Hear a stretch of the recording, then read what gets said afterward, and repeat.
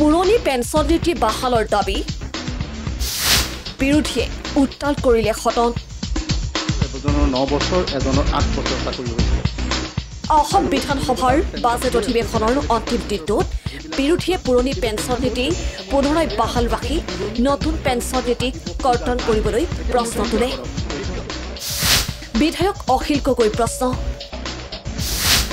অখিল গগৈ নক্সাল আখ্যা মুখ্যমন্ত্ৰীৰ আপুনি কাক প্ৰতিনিধিত্ব কৰে মই নাজানো কিডনাখনটো আপোনাৰ নেতৃত্বত সব ওলাই গ'ল গতিকে আপুনিয়ে বিৰোধী দলপতি নে কোনটো মই নাজানো আমি বুলি ক'লে আপোনাৰ লগত কষ্ট হৈ যায় আপোনাৰ ইমান পাৱাৰ আছে কংগ্ৰেছ ইউডিএফকো একেদিনাই মিলাই দিলে মাননীয় অধ্যক্ষ আপুনি পুৰণি পেঞ্চন ব্যৱস্থা কৰিব নে নকৰিব এখন পলিটিকেল উত্তৰবিলাক লাগে আমাৰ অধ্যক্ষ মহোদয় এখন কোনো পেঞ্চন লাগে মাননীয় অধ্যক্ষ মহোদয় এই এনেকে বেনেটটো লগাই দি ক'বনে নাই কওক এইটো নক্সালৰ কেম্পত হয় বিধানসভাত নহয় গতিকে এইটো মই উত্তৰ নিদিওৱে বিৰোধী দলপতি দেৱব্ৰত শইকীয়াই গুৰুত্বপূৰ্ণ মন্তব্য দি কয় যে অখিল গগৈ প্ৰশ্নৰ বিকৃত উত্তৰ দিছে মুখ্যমন্ত্ৰীয়ে নতুন নিযুক্তি নাছিল ভেঞ্চাৰ স্কুলত কাম কৰি থকা আছিল সেই গতিকে তেওঁলোকক ওল্ড পেঞ্চনত আনিব নোৱাৰে আৰু অখিল গগৈ ডাঙৰীয়াই উল্লেখ কৰা নিচিনাকে তেওঁলোকৰ পেঞ্চন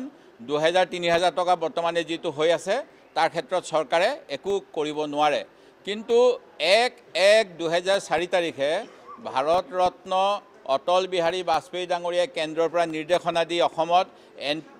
NPS জাৰি কৰিছিল মুখ্যমন্ত্ৰী মহোদয় যিটো ক'লে শিক্ষা বিভাগৰ সমস্যা বুলি প্ৰকৃততে এইটো অসমৰ 1 জানুৱাৰী 2004 চনত নিযুক্ত হোৱা কৰ্মচাৰীৰ সমস্যা কিন্তু এই সমস্যাটো ভাৰতবৰ্ষৰ অন্যান্য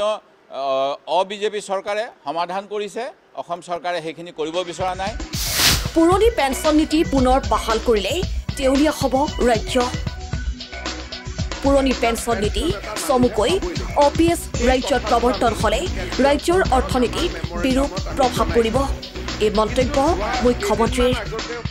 যদি পেঞ্চন দি থাকিব লাগে অৰ্থনীতি বেয়া হৈ যাব আজি বেয়া নহয় যদি OPSত আমি পেঞ্চন দিব লাগে স্যালাৰি আমাৰ আজিৰ দিনত হ'ল সে 2800 3000 পেঞ্চন এই বছৰ আমাৰ হৈছে গৈ 1700 কোটি পাৰ মান্থ আৰু যদি 5 বছৰত তাৰ যিটো বেৰোমিটাৰ OPS মতে যদি দি থাকিব লাগে স্যালাৰিতকৈ পেঞ্চনৰ বিল বাঢ়ি যাব মানুহৰ লাইফ এক্সপেক্টেন্সি বাঢ়ি গৈ আছে সেইটো কাৰণে ভাৰত চৰকাৰে সিদ্ধান্ত লৈছিল যে মানুহখিনিয়ে একে সুবিধা পাওক কিন্তু আমি টকাখিনি বেংকত ইনভেস্ট কৰি যাওঁ প্ৰথমৰ পৰা যাতে বেংকৰ পৰা আমি যেটো ইন্টাৰেষ্ট পাওঁ সেইখিনি দি কৰ্মচাৰীখিনিক চাব পাৰিম আনহাতে CPIM নেতা মনোৰঞ্জন তালুকদাৰে OPS বাতিল কৰি NPSৰ দাবী জনায় যিসকল কৰ্মচাৰী এতিয়া ৰিটায়াৰমেণ্টত গৈ আছে তেওঁলোকে 10,000 1000 2000 টকা পেঞ্চন পাই আছে এতিয়া মুখ্যমন্ত্ৰীৰ বক্তব্যত যেটো অখিল গগৈ উত্থাপন কৰিছে কথাটো উনুকিয়াইছে যে যদি OPS দিয়া যায় তেতিয়ালে 5 বছৰত আমাৰ ৰাজ্যিক চৰকাৰখন দেউলীয়া হৈ যাব ইমান টকা দিব লাগিব কৰ্মচাৰী তাৰ মানে যদি NPSত থকা যায় সেই টকা দিব নালাগে চৰকাৰৰ কোনো দায়বদ্ধতা নাথাকিব